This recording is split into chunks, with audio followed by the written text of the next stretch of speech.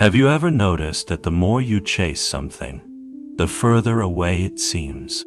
Whether it's success, love, or happiness, the harder we cling, the more elusive it becomes. But when we stop desperately trying, things seem to fall into place. Why does this happen? And how can we use this principle to improve our lives? Today, we'll explore the paradox of letting go. Why focusing only on what is in your control can actually bring better results. Most people believe that effort equals results. While effort is necessary, an over-attachment to the outcome often leads to anxiety, stress, and self-doubt. The Stoics had a term for this wisdom: action in accordance with nature. The idea that things work best when we align our actions with reason, rather than fighting against reality. This doesn't mean we stop putting in effort. It means we stop trying to force the unforceable. The essence of this is acting with virtue and excellence in the things we can control, while accepting the things we cannot. It is not passivity or laziness, but a deep trust in our ability to handle whatever the logos, the rational order of the universe, delivers. Imagine a Stoic archer. She has control over her training, her focus, her aim, and the release of the arrow. This is her duty. She performs it with excellence. But once the arrow leaves the bow, she has no control over the wind, a sudden movement of the target, or any other external factor. A foolish archer frets about the arrow's flight. The Stoic archer has already moved on to preparing for her next shot, her tranquility intact. This is action in accordance with nature. Perfect effort, complete indifference to the outcome. Consider the example of a job interview. If you over-prepare and stress about the outcome, you may appear stiff and needy. But if you focus only on what is in your control, preparing diligently, speaking honestly, and with reason, you exude confidence and self-respect.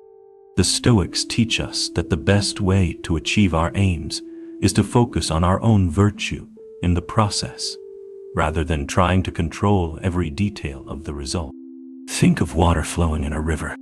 It doesn't resist, it flows around obstacles. When we adopt this mindset, we stop fighting against reality and start working with it. The moment we let go of our need to control externals, we open the door for better results to come naturally. One of the biggest reasons people fail is because they focus too much on results instead of their own actions. Imagine you're trying to grow a plant. The Stoic gardener's duty is to plant the seed, water it, and provide sunlight. The rest is not up to him. Constantly worrying about the results creates mental resistance, making it harder to perform your duties well. Instead, shift your focus to the quality of your actions. If you're trying to lose weight, focus on virtuous habits, temperance in eating, discipline in exercise, rather than obsessing over the scale. If you're learning a new skill, enjoy the process of rational learning, rather than worrying about how long it will take. When you detach from the outcome and immerse yourself in virtuous action, results often follow. Caring too much about externals clouds your judgment. When you're desperate for a job, your reason is clouded by fear. When you're overly eager in a relationship, you act from passion, not principle. The Stoics taught the principle of indifference to externals, not as a way to stop caring, but as a way to free yourself from unnecessary turmoil. This doesn't mean you stop valuing things. It means you stop making your happiness dependent on them. When you let go of emotional desperation, you make clearer, better decisions. Think about the most confident people you know. They don't chase approval, yet they naturally attract respect. Why? Because they don't need it. They have an inner sense of security, an inner citadel that draws others in. This applies to every area of life. When you stop caring about whether others like you, you become more authentic to your own reason. When you stop obsessing over success, you free yourself from the fear of failure. allowing you to take bolder, more virtuous steps. Some people mistake this for not caring at all. But there's a big difference between stoic indifference and apathy. Apathy is a vice. Stoic indifference, on the other hand, means you care deeply about your own actions and character, but you are not dependent on the outcome. So, how do you actually practice this? Here are 3 powerful techniques. 1. Define your intention, but be indifferent to the outcome.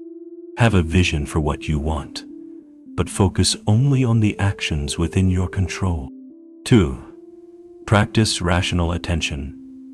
Prosophy detortiun. Stay present in the moment instead of worrying about the future. When your mind drifts into overthinking about results, bring your focus back to the quality of the task at hand. 3. Trust in your own resilience. Remind yourself that you can handle any outcome. As Epictetus said, it's not what happens to you, but how you react to it that matters. The moment you stop obsessing over external success, relationships, or happiness, you create space for them to come to you naturally. The paradox of life is that the less you need something external, the more likely you are to get it.